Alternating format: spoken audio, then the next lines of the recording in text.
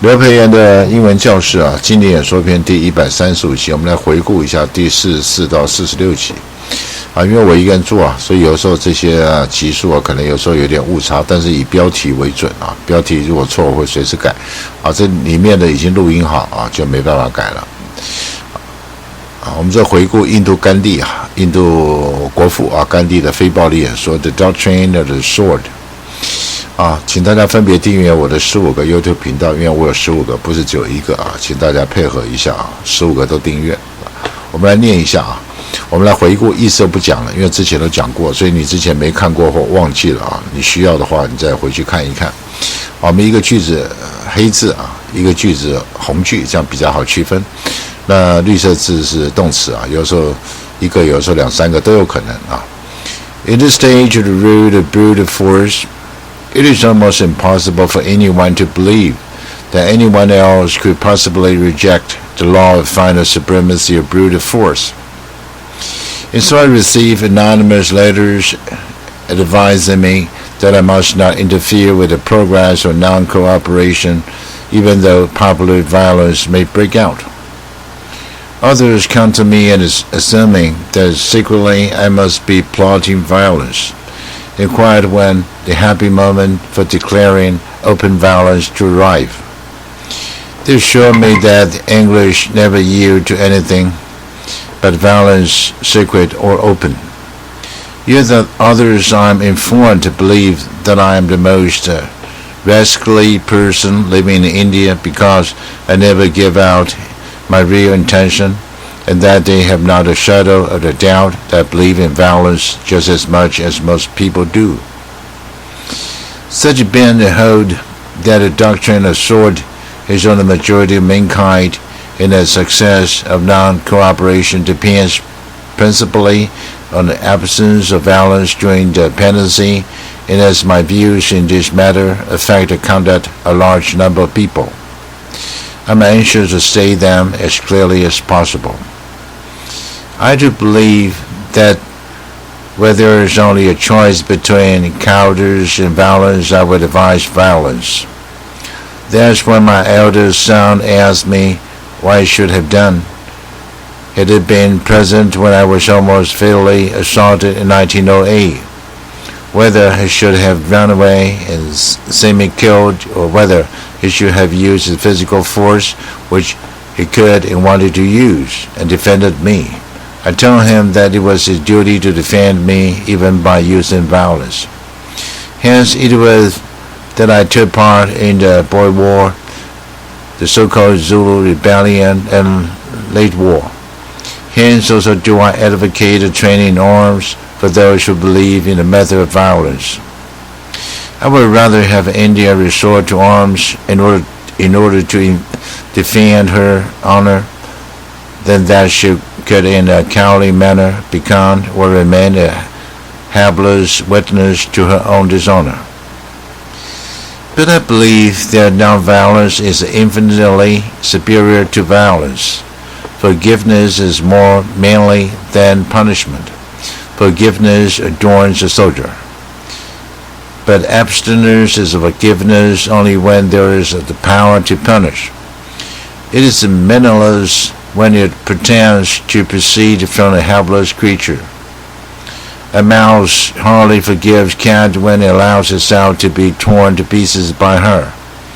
I therefore appreciate the sentiment of those who cried out for the condemned punishment of General Dyer and his ilk. They would tear him to pieces if they could, but I do not believe myself to be a helpless creature.Only I want to use injuries and my strength for better purpose. Let me not be misunderstood. Strength does not come from physical capacity. It comes from an indomitable will. An average Zulu is anyway more than a match for an average Englishman in bodily capacity. But he flees from an English boy because he fears the boy's revolver.or those who will use it for him. He fears death and is nevertheless in spite of his burly figure. We in India may in a moment realize that 100,000 Englishmen need not frighten 300 million human beings. A definite forgiveness would therefore mean a definite recognition of our strength.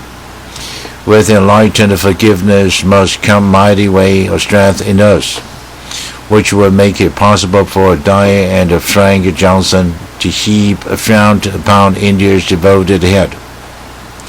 It matters little to me that for the moment I do not drive my point home. We feel too downtrodden not to be angry and revengeful. But I must not refrain from saying that India can gain more by waiving the right of punishment. We have better work to do, a better mission to deliver to the world. I'm not a visionary. I claim to be a practical idealist. The religion of nonviolence is not meant merely for the religious and the sense. It's meant for the common people as well. Nonviolence is the law of our species as violence is the law of the brute. The spirit lies dormant in the brute, and he knows no law but that of physical might. The dignity of man requires obedience to a higher law, to the strength of the spirit. I have therefore ventured to place before India the ancient law of self-sacrifice. For Satyagraha and his offshoots, non-cooperation and civil resistance are nothing but new names for the law of suffering. The Russians who discovered the law of nonviolence in the midst of nonviolence were greater geniuses than Newton. They were themselves greater warriors than Wellington. Having themselves known the use of arms to realize their uselessness and are taught and weary with that is salvation but through nonviolence.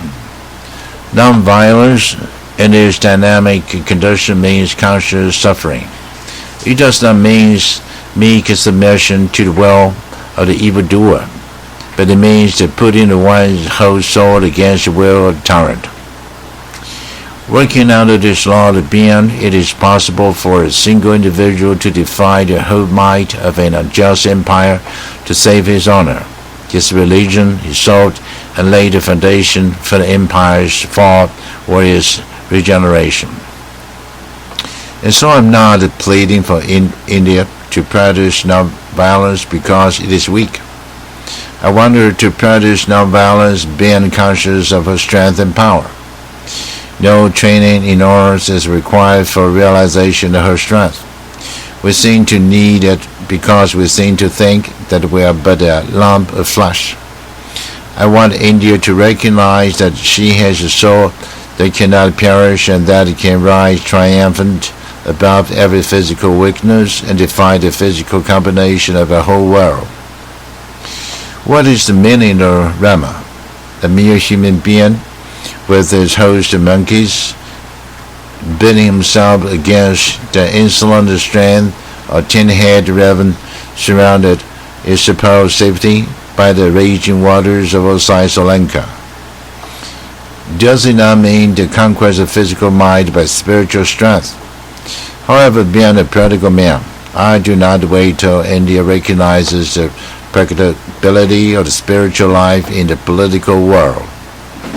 India considers herself to be powerless and paralyzed before the machine guns, the tanks, and the aeroplanes of the English. And she takes a non-cooperation out of her weakness. It must still with the same purpose, namely, bring her delivery from the crushing weight of British injustice if a sufficient number of people practice it. It will not fail through its inherent weakness. It may fail because of poverty or response. There were at one time for real danger. The high-souled men who are unable to suffer national humiliation any longer will want to vent their wrath.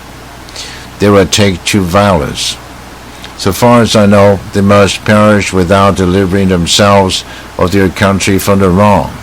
If India takes out the doctrine of sword she may gain momentary victory, then India will cease to be the pride of my heart. I'm wedded to India because I owe my all to her. I believe absolutely that she has a mission for the world. She is not to copy Europe blindly. India's acceptance of the doctrine of the sword will be the hour of my trial. I hope I shall not be found wanting. My religion has no geographical limits. If I have a living faith in it, it will transcend my love for India herself. My life is dedicated to service of India through the religion of nonviolence, which I believe to be the root of Hinduism. Meanwhile, I urge those who distrust me not to disturb even working a struggle that has just commenced by inciting the violence in the belief that I want violence. They then give nonviolence, non-cooperation a trial, and they will find that I had no mental reservation whatsoever.